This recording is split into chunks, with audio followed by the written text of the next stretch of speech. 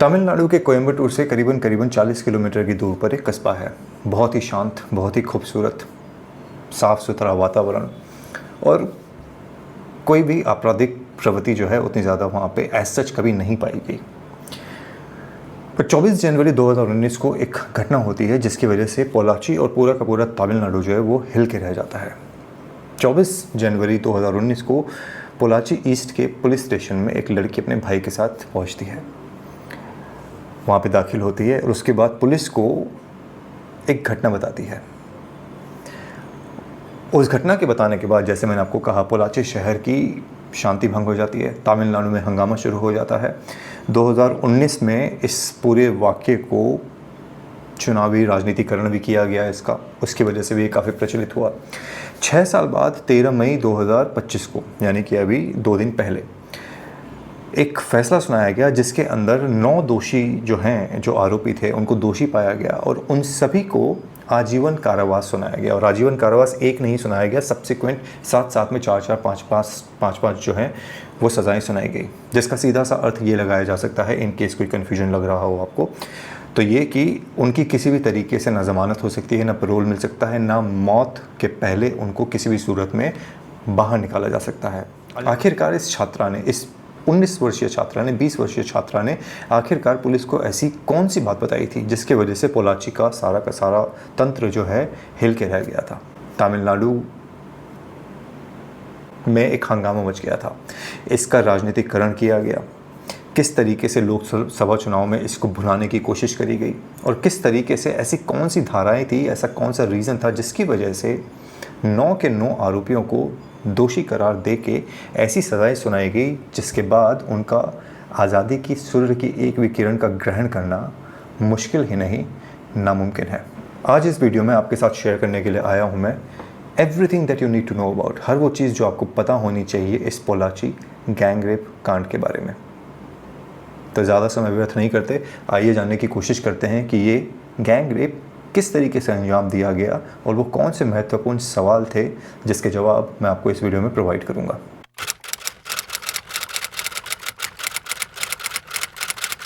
नमस्कार, जय श्री राम, जय हिंद। क्या हाल चाल है आप सब लोगों के। चैनल में आप लोगों का एक बार फिर से स्वागत है। 2-3 वर्ष पहले मैंने आप लोगों के साथ अजमेर कांड के बारे में बात करी थी। फिर उसके बाद मैंने संभल के एरिया में जो लड़कियों का शोषण किया जा रहा है अजमेर कांड की तरह, उसके बारे में कुछ दिन पहले ही मैंने आप लोगों से बात करी थी। ये वीडियो सिमिलर थीम लाइन पर है। ये वीडियो बिल्कुल उसी तरीके से एक अजमेर कांड की तरह है जिसके बारे में जानना आपको बहुत ज़रूरी है। एंड फ्रेंकली स्पीकिंग, यहाँ पे कोई मुसलमान वालों ने नहीं कुछ कांड किया है जैसे कि अजमेर में किया गया था। यहाँ पे जो कांड करने वाले हैं वो मुसलमान जाति के नहीं हैं, उस धर्म के नहीं हैं। बट एनीवेज, जैसे मैंने कहा कि कुछ सवाल हैं जिसको जानना आपके लिए, जिनके जवाब जानना आपके लिए बहुत ज़्यादा ज़रूरी है। तो सबसे पहले सबसे बेसिक सवाल से शुरू करते हैं कि आखिरकार उस छात्रा ने पुलिस को ऐसा क्या बताया जिसकी वजह से पोलाची के अंदर ऐसे गहमा गहमी हो गई थी और शांति जो है पूरी तरीके से ध्वस्त हो गई थी। तो 24 फरवरी 2019 को जो ये लड़की पुलिस स्टेशन पहुंची थी, उसने पुलिस को बताया कि उसकी एक मित्र है, एक महिला मित्र, फेसबुक पर एक महिला मित्र थी जो अक्सर उससे बातें किया करती थी। दोस्ती इनकी काफ़ी लगातार बातचीत के दौरान बढ़ गई और इवेंचुअली इन्होंने डिसाइड किया कि ये लोग मिलेंगी। 2 लड़कियां एक दूसरे से मिलने वाली थी। ये जब उससे मिलने के लिए पहुंचती है तो इसे पता चलता है कि जो व्यक्ति इनसे लड़की के रूप में बात कर रहा था वो लड़की नहीं बल्कि एक लड़का था। लड़की बनकर उससे दोस्ती करी गई थी, मिलने का बहाना किया गया था और मिलने के लिए इनको बुलाया गया था। ये मिलने के लिए वहाँ पे पहुँचती है तो 4 लड़के ज़बरदस्ती इनको उठा के एक वैन में डालते हैं और इनके साथ ज़ोर ज़बरदस्ती करने की, इस छात्रा के साथ ज़ोर ज़बरदस्ती करने की कोशिश करते हैं। चलती गाड़ी में इनके साथ बलात्कार करने की कोशिश करी गई। जब गैंग रेप करने की कोशिश करी गई तो ये चीखी चिल्लाई, अपने आप को बचाने की इन्होंने कोशिश करी, जिससे घबरा कर चीखने चिल्लाने की वजह से इन लोगों ने उनको वहीं पर सड़क पर छोड़ दिया और वहाँ से भाग गए। और इस छात्रा ने यह भी कहा कि इस दौरान इनकी एक सोने की चेन भी लूट ली गई थी। यहाँ तक कहानी आपको लगेगा कि एक लड़की के साथ गैंग रेप करने की कोशिश करी गई जो कि विफल हो गई and story would have ended यहाँ पे, बट ऐसा एक्चुअली में नहीं हुआ था। छात्रा ने आगे ये बताया कि जो ज़ोर ज़बरदस्ती करने की कोशिश करी गई थी उसका वीडियो बनाया गया और इसे लीक करके धमकी दी गई बाद में इनको कि आप हमारे साथ यौन संबंध बनाएं, अदरवाइज़ इन वीडियोस को लीक कर दिया जाएगा। लीक नहीं किया गया था, लीक कर दिया जाएगा, धमकी दी गई थी बेसिकली ये। और छात्रा से डिमांड करेगी कि आप हमारे साथ शारीरिक संबंध बनाएं। छात्रा ने यहाँ पे लेकिन एक चीज़ अच्छी करी जो कि कई बारी लड़कियाँ नहीं कर पाती हैं, और इसके लिए मैं लड़कियों को दोष नहीं दे रहा, हमारे समाज को दोष देता हूँ, जो कि अगर किसी लड़की का बलात्कार हो जाता है तो वो जो कल्प्रिट है उनको गाली देने के बजाय ज़्यादा जो है लड़कियों को जिम्मेदार ठहराते हैं, जो कि बिल्कुल गलत है। इस लड़की ने यहाँ पर समझदारी दिखाई, बहादुरी दिखाई, and salute to her for that कि इसने अपने परिवार को जाके सारी की सारी घटनाक्रम से अवगत कराया। और परिवार की हिम्मत की भी दाद देनी पड़ेगी जहाँ पे ये डिसीजन लिया गया कि ये पुलिस स्टेशन में जाके एक पुलिस कंप्लेंट कराएगी और सारा का सारा जो घटनाक्रम है पुलिस को बताएगी। और यही वो वजह थी जिसकी वजह से 24 जनवरी 2019 को ये अपने भाई के साथ पुलिस स्टेशन पहुंची थी और इसने सारे के सारे घटनाक्रम को पुलिस के सामने प्रस्तुत किया था विस्तारपूर्वक। कुछ लड़कों के हुलिये भी बताए तो थोड़ी आइडेंटिफिकेशन में भी पुलिस को आसानी होने वाली थी and all those things. Police ने इस मामले की छानबीन करनी शुरू करी। पुलिस को ऐसा लगा कि हो सकता है ये कोई मस्खरे टाइप के लड़के हैं जिन्होंने इस तरीके के दुष्कर्म को करने की कोशिश करी हो। पर जैसे ही थोड़ी इनिशियल इन्वेस्टिगेशन हुई उसके बाद पुलिस को ये पता चल गया कि she is not the only one, ये इकलौते छात्रा नहीं है जिसके साथ इस तरीके का काम करने की कोशिश करी गई है। तो आखिर ऐसी कौन सी इन्फॉर्मेशन थी इनिशियल इन्वेस्टिगेशन के बाद जो पुलिस के सामने आई और पुलिस को ये सोचने पे मजबूर कर दिया गया कि ये लोग जो हैं ये कोई छोटे मोटे दुष्कर्मी नहीं हैं, ये एक संगठित गैंग है जो सालों से ऐसे ही दुष्कर्मों को एग्जीक्यूट किया जा रहा है। And that is where the second question comes in the picture कि इस पोलाची कांड का खुलासा कैसे हुआ, क्योंकि इनिशियल इन्वेस्टिगेशन के बाद ही इस पूरे के पूरे कांड का खुलासा हो गया था जो मैं आप लोगों के साथ अब शेयर करूंगा। इस छात्रा की शिकायत के बाद और आरोपियों की शिनाख्त के बाद पुलिस ने इन लोगों के साथ छानबीन करनी शुरू करी। गिरफ्तार किया गया इन लोगों को। आरोपियों के जो मोबाइल थे, जो लैपटॉप थे, जो दूसरे इलेक्ट्रॉनिक डिवाइसेस थे, इनमें से कई लड़कियों के वीडियोज़ मिले, फ़ोटोज़ मिले जो कि आपत्तिजनक थे, जिनका इस्तेमाल करके लड़कियों को ब्लैकमेल किया जाता था, शारीरिक शोषण किया जाता था उनका। कई लड़कियों का लगातार गैंग रेप किया जा रहा था, उनको ब्लैकमेल किया जाता था, उनसे पैसे वसूल किए जाते थे। और आप लोगों को ये बता दो कि शुरू में जो स्थानीय पुलिस ने मामले की जब जांच की तो उनको ये रियलाइज़ हुआ कि ये मामला बहुत ही ज़्यादा पेचीदा है, ये उतना सिंपल नहीं है जितना कि इसको समझा जा रहा है। और इसी वजह से इनिशियल इन्वेस्टिगेशन के बाद इस केस को जो है क्राइम ब्रांच CID को सौंप दिया गया था। अब इस केस की शुरुआती छानबीन जो है, जैसे मैंने आपको बताया, स्थानीय पुलिस ने करी थी। बाद में इस मामले को क्राइम ब्रांच CID को सौंप दिया गया था। अब इस घटना को लेकर पूरे राज्य के अंदर एक आक्रोश की भावना थी और जो उस टाइम की जो तत्कालीन AIDMK की गवर्नमेंट थी उसने इस केस को फिर CBI को सौंप दिया गया था। अब सरकार का केस को CBI को सौंप देना आपको इस बात का अंदेशा दे सकता है कि शायद सरकार जो है बहुत ज़्यादा तत्पर थी, प्रतिबद्ध थी इस सारे केस को, कांड को सॉल्व करने के लिए। बट सरकार का क्या रोल रहा इस केस के अंदर और सरकार के कौन से लोग इस केस के अंदर शामिल बताए गए थे वो मैं वीडियो के आगे वाले पार्ट्स में बताऊंगा आपको। पर यहाँ पे जैसे मैंने बताया 25 तारीख से ये इन्वेस्टिगेशन शुरू हो गई थी। 25 अप्रैल 2019 को एक्चुअली में CBI को केस दिया गया था, वहाँ से ये CBI के अंतर्गत आया और CBI अपनी छानबीन शुरू करती है। और इस रेप कांड के, इस गैंग रेप कांड के कुछ महत्वपूर्ण पहलू जो है वो CBI के द्वारा इनिशियल इन्वेस्टिगेशन में सामने लाए गए। इस केस का जो मास्टरमाइंड इंसान था उसका नाम था थिरुनावुकारासु और उसके अन्य 8 साथी। अगर मैंने नाम में प्रोनाउंसिएशन में गलती कर दी हो तो फिर से एक बारी अपने दक्षिण भारतीय जो दर्शक हमारे उनसे मैं क्षमा मांगता हूँ।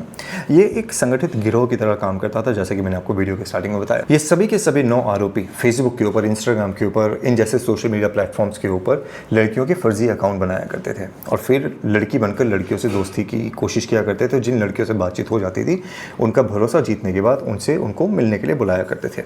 वहाँ पर उनके साथ बलात्कार किए जाते थे, उनकी वीडियोस बनाई जाती थी और वहाँ से ब्लैकमेलिंग का जो धंधा है वो शुरू होता था। जिस तरीके से अजमेर शरीफ जो वो दरगाह है उसकी जो चिश्ती फैमिली है उसके बाशिंदों के द्वारा, उसकी फैमिली के द्वारा जिस तरीके से किया गया था, 500 से ज़्यादा हिंदू लड़कियों का बलात्कार किया गया था, उनके वीडियोस बनाए गए थे, उनको ब्लैकमेल करके वर्षों तक उनका शोषण किया गया था 13, 14 साल की लड़कियों के साथ। अगर आपने वो वीडियो अभी तक नहीं देखा है तो कृपया करके उस वीडियो को भी ज़रूर देखें। डिस्क्रिप्शन बॉक्स में लिंक दिया हुआ है, पर अगर आप अजमेर स्टाइल रख करके सर्च करोगे तो भी वो आपको वीडियो यूट्यूब पे मिल जाएगा। You definitely need to watch it in case अगर आप में थोड़ी सी भी सेंसिटिविटी एग्जिस्ट करती है अभी भी when it comes to knowing about the real face of our ugly society.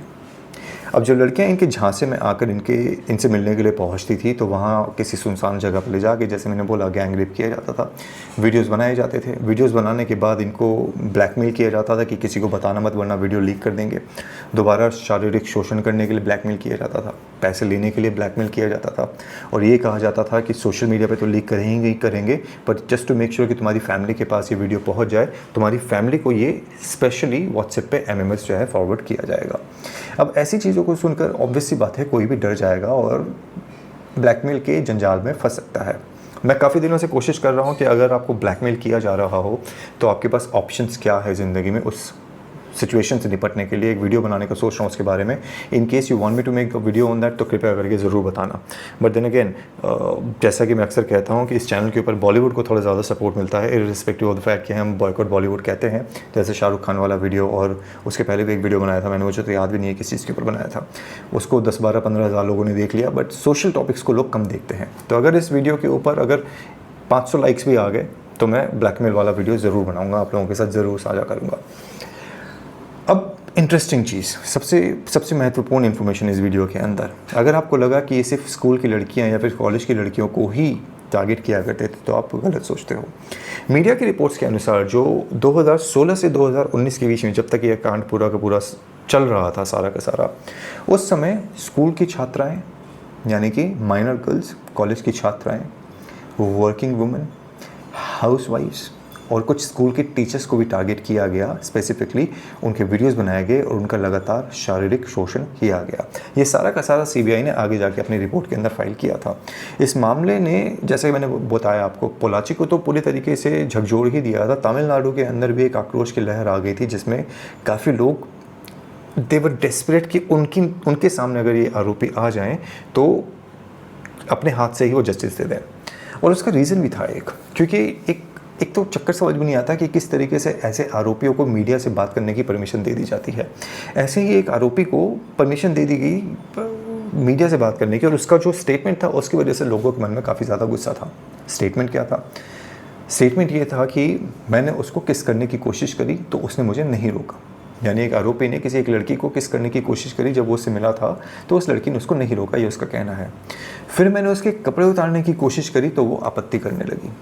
अब अगर उसने मुझे किस करने से नहीं रोका तो वो मुझे कपड़े उतारने से क्यों रोक रही थी? ये रीजनिंग दी गई थी बलात्कार करने का कि अगर किस करने की परमिशन दी थी, जो कि लेट्स बी वेरी रैशनल। यहाँ पे कई लोग फर्स्ट मीटिंग में किस भी कर लेते हैं, कई लोग फर्स्ट मीटिंग में सेक्स भी कर लेते हैं, पर वो कंसेंशुअल होता है। अगर यहाँ पे लड़की ने किस की परमिशन दे भी दी थी तो कंसेंशुअल रहा होगा। और अगर वो नहीं चाहती थी कि कोई उसके कपड़े उतारे तो कोई किसी भी तरीके से किसी को अधिकार नहीं बनता है कि वो उस लड़की के कपड़े उतारने की कोशिश करे। पर ये जो विकृत मानसिकता है जो इस इंसान ने मीडिया से बात करते हुए दिखाई, वो इस चीज़ की पुष्टि ज़रूर करता था कि समाज में ऐसे भी लोग हैं जो नो को नो की तरह ट्रीट नहीं करते। उनको सिर्फ ये लगता है कि if the girl has agreed to kiss me तो सेक्स करने का बेनिफिट, जो लाइसेंस है, वो बेसिकली उनको मिल गया है, जो कि एक गलत धारणा है। अब आ जाते हैं तीसरे सवाल पे कि ये जो 9 आरोपी है इनके ऊपर कौन सी धाराओं के अंतर्गत केस दर्ज किए गए जिसकी वजह से ये सुनिश्चित हुआ कि इनको कभी भी आज़ादी की सांस लेने का मौका ना मिल पाए। पोलाची पुलिस ने सभी के सभी 9 अपराधियों के अगेंस्ट में 13 धाराओं के अगेंस्ट में केस बनाया था, जहां पे गैंग रेप, यौन उत्पीड़न, निर्वस्त्र करने की साजिश, गैंग रेप करने की साजिश, धमकी, ब्लैकमेल और शारीरिक प्रताड़ना, मानसिक प्रताड़ना पहुंचाना, इन सब तरीके के सारे केसेस जो है अलग अलग धाराओं के अंतर्गत में फाइल किए गए थे। कुछ मेजर धाराएँ हैं जिनके बारे में मैं आपको बताना चाहता हूँ। हो सकता है आपको ये part of the video boring लगे, बट इन्फॉर्मेशन पूरी पहुंचाना मेरा कर्तव्य है, उसको सही तरीके से लेना और उस चीज़ को समझ पाना ये आपका कर्तव्य है।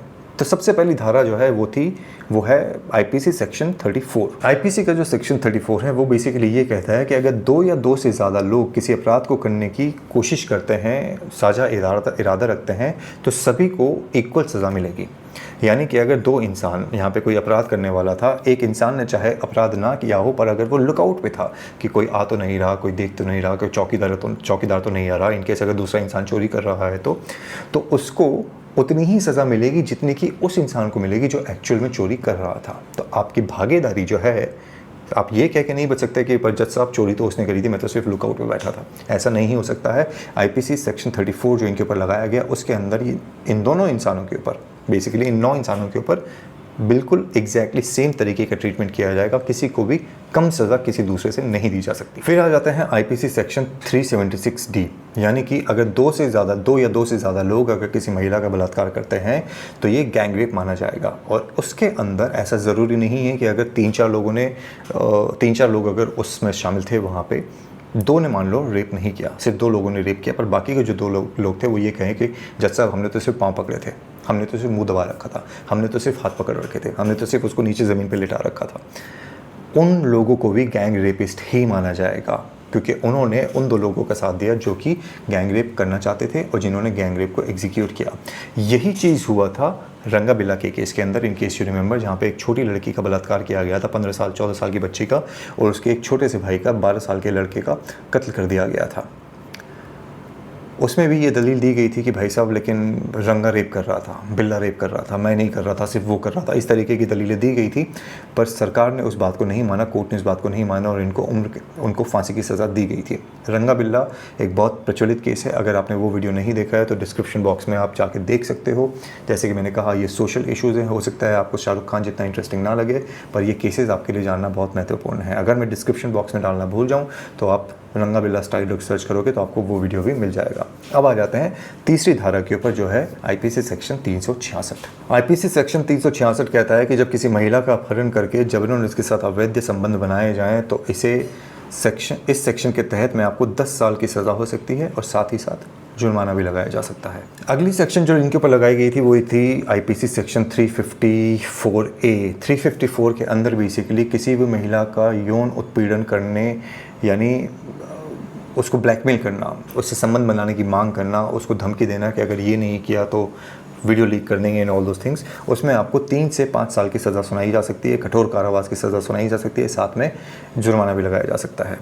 यही 354B जो है उसके अंदर किसी लड़की को, किसी महिला को अगर आप निर्वस्त्र होने के लिए कहो तो उसमें भी आपको कठोर कारावास दिया जा सकता है, 3 से 6 वर्ष की आपको सज़ा सुनाई जा सकती है, साथ ही साथ आपके ऊपर जुर्माना लगाया जा सकता है। फिर आ जाते हैं आईपीसी सेक्शन 370। यहाँ पे किसी भी व्यक्ति को यौन शोषण के लिए खरीदना, बेचना या फिर ज़बरन कहीं पे ले जाना, अगर आप ऐसी कोई भी हरकत करते हो जो इन लोगों ने किया था, इन्होंने ज़बरन लड़कियों को उठाया था, उनका बलात्कार किया गया था और यौन शोषण के लिए कहीं और लेके गए थे, इसमें आपको 7 वर्ष से लेकर उम्र कैद तक की सज़ा हो सकती है और जुर्माना भी ठोका जा सकता है। लास्ट जो धारा इनके ऊपर ठोकी गई थी, बिसाइड्स और दूसरी धाराएं जो छोटी और भी लगाई थी, वो थी आईपीसी सेक्शन 509, जिसके अंदर किसी भी महिला की मोडेस्टी को ठेस पहुंचाना या फिर अपराध करना या ठेस पहुंचाने का कार्य करना, उसके लिए आपको 1 साल की सज़ा सुनाई जा सकती है, जुर्माना लगाया जा सकता है या फिर दोनों के दोनों साथ में आपके ऊपर ठोके जा सकते हैं।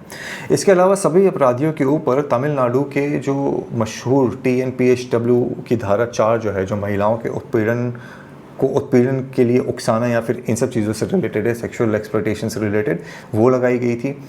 और इन सारी धाराओं के अंतर्गत, सारे की सारी धाराओं के अंदर इन सारे के सारे 9 लोगों को दोषी पाया गया था। सवाल नंबर 4 कि 2019 में जो केस की जो इन्वेस्टिगेशन शुरू हुई, उसके रिजल्ट को आने में, उसकी सज़ा सुनाने में 6 वर्ष का समय क्यों लग गया। आपके साथ एक इन्फॉर्मेशन शेयर कर रहा हूँ मैं, जिसको जानकर आपके कान भोचक, मतलब आप हैरत अंगेज रह जाओगे कि ऐसा कोई जिम्मेदार व्यक्ति ऐसा कैसे कर सकता है।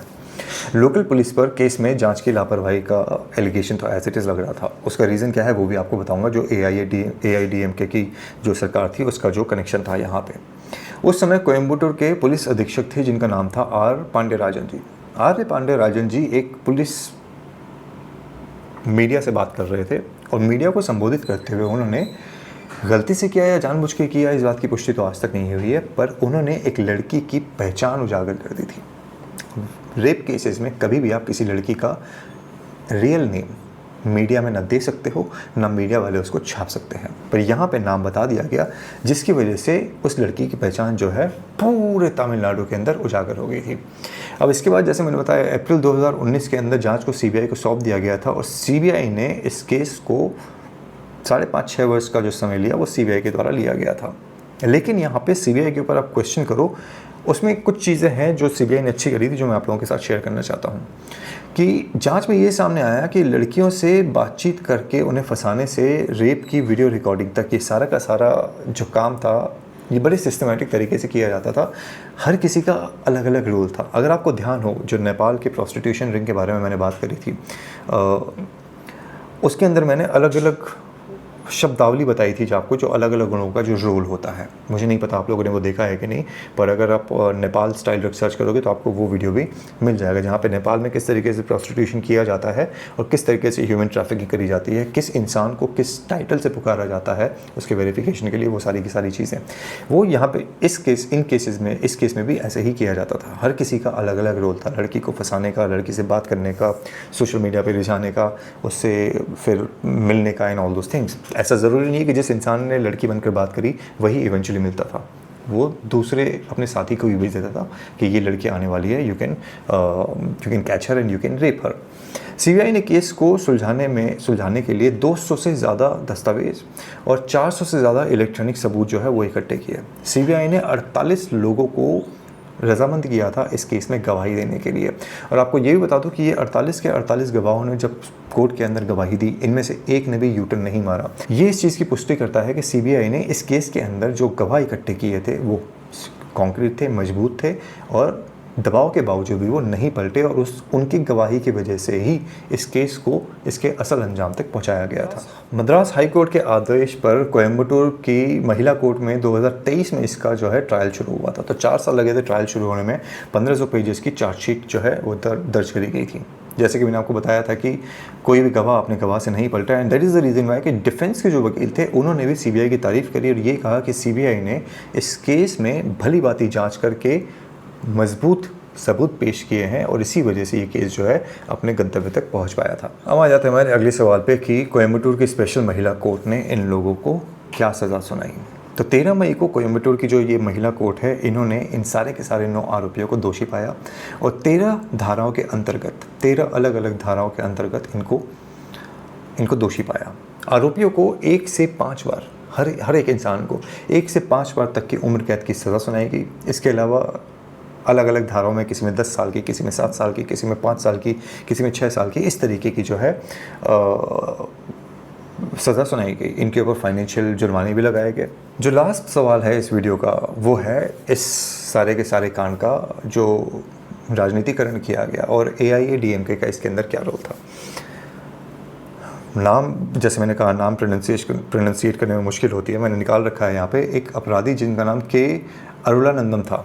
ये पोलाची में AIADMK के स्टूडेंट विंग के सेक्रेटरी थे जिस टाइम पे ये सारा का सारा ये रेप कांड चल रहा था। समझ रहे हो, 2016 से शुरू हुआ था जब ये रेप्स कर रहे थे, तो ये AIADMK के स्टूडेंट विंग के सेक्रेटरी थे।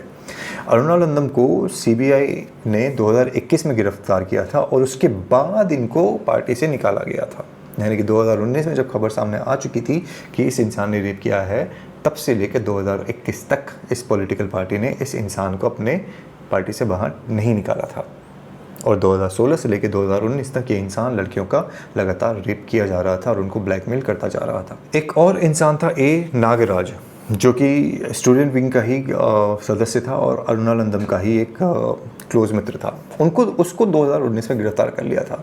उसके ऊपर आरोप यह था कि उसने जो पीड़िता थी, जो विक्टिम थी, वन ऑफ द विक्टिम्स, उसके भाई के साथ मारपीट करी थी, उसको धमकी देने की कोशिश करी थी और 2019 में ये खबर आने के बाद उसको पार्टी से निकाल दिया गया था। जब केस फाइल हुआ तब नहीं निकाला गया था, जब मारपीट के बेसिस के ऊपर जब उसको अरेस्ट किया गया था तब पॉलिटिकल पार्टी के द्वारा इनको बाहर निकाला गया था। इस मामले में जो AIADMK के जो दूसरे सदस्य हैं, कई लोगों के और भी नाम आए थे। DMK जो पार्टी है उसने भी क्वेश्चन रेज किए थे। उन्होंने भी कहा था कि भाई आप एक आरोपी को बचाने की कोशिश कर रहे हो।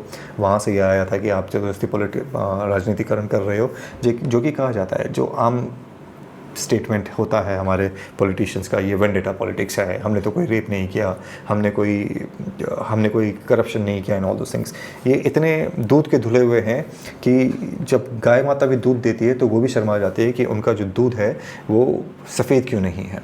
क्योंकि हमारे जो पॉलिटिशियंस हैं वो इस तरीके से बिहेव करते हैं, कोई भी केस फाइल होने पे, कोई भी एलिगेशन लगने के ऊपर, कोई भी करप्शन की बात सामने आने पे, किसी भी तरीके का देशद्रोह करने के ऊपर कि ये तो वेंडेटा है जी, हम तो सब दूध के धुले हुए हैं। और जैसे मैंने कहा, गौ माता भी इनके इस क्लेम से शर्मा जाती है कि मेरा दिया हुआ दुग्ध जो है वो इतना सफ़ेद नहीं है जितना इनका झूठ सफ़ेद है। पर फिर भी ना खाता ना बही, जो केजरीवाल जैसे लोग कहें वही सही। तो ये था सारा का सारा पोलाची गैंग रेप कांड जो मैं आप लोगों के साथ शेयर करना चाहता था। बिल्कुल अजमेर कांड की तरह ही बिल्कुल सारे सिस्टमेटिक तरीके से इसको रन किया गया। विक्टिम के नाम उजागर किए गए, भाई के साथ फैमिली के साथ मारपीट करी गई और इवेंचुअली पॉलिटिशियंस यही खेलते रह गए कि तुम कोशिश कर रहे हो आरोपी को बचाने की, तुम कोशिश कर रहे हो आरोपी को बचाने की। पर सवाल यहाँ पे ये है कि आरोपी को बचाते हम जैसे लोग हैं जो इन पॉलिटिकल पार्टीज़ को सपोर्ट देते हैं और अंधे होकर उनके द्वारा कोई भी ऐसा दुष्कर्म किए जाने पर भी उनके साथ टिक के खड़े रहते हैं। उसी तरीके से जिस तरीके से लोग मुझे शाहरुख खान की वीडियो पे आके गाली दे रहे हैं कि तुम शाहरुख खान से सिर्फ तुम्हें इसलिए दिक्कत है शाहरुख खान से बेसिकली क्योंकि वो मुसलमान है। अब भाई अगर आपको लगता है कि मुसलमान ऐसी प्रजाति है जो कि पूरे वर्ल्ड के अंदर घटिया काम करती रहती है, सरतन से जुदा करती रहती है, रेप करती रहती है, हलाला करती रहती है, तो तहरुश करती रहती है, गैंग रेप करने के बाद वीडियोस बना के लोगों के साथ शेयर करती है, अजमेर जो कि आपका एक रिलीजियस प्लेस है उसकी फैमिली के द्वारा ऐसा किया गया, then I don't need to say कि आप अपनी पहचान खुद ही अपने होठों से, अपने कमेंट से उजागर कर रहे हो। एनीवेज, इस वीडियो को मैं यहीं पे समाप्त करना चाहता हूँ, आपसे सपोर्ट की आशा में कि आप चैनल को सब्सक्राइब करेंगे और जैसे बॉलीवुड के सब्जेक्ट्स को देखते हैं इन सब्जेक्ट्स को भी देखो भाई, इन पे भी कमेंट करो। If you like the video at least leave a comment, share करें, एटलीस्ट 3 नए लोगों को इस चैनल के साथ जोड़ने की कोशिश करें ताकि जो स्टैग्नेंसी है हमारी उसको थोड़ा हम तोड़ सकें, थोड़ा नए लोगों के साथ बातचीत और व्यवहार कर सकें और इस कोशिश को जारी रख सकें। सोसाइटी के वो कटु सत्य जो लोग आपके साथ आपको नहीं बताएंगे वो इस चैनल पे आपके साथ शेयर किया जाएगा। इस उम्मीद में इस वीडियो को यहीं समाप्त करता हूँ। आज समय देने के लिए धन्यवाद। अगले वीडियो में मुलाकात होगी। जय श्री राम, हर हर महादेव।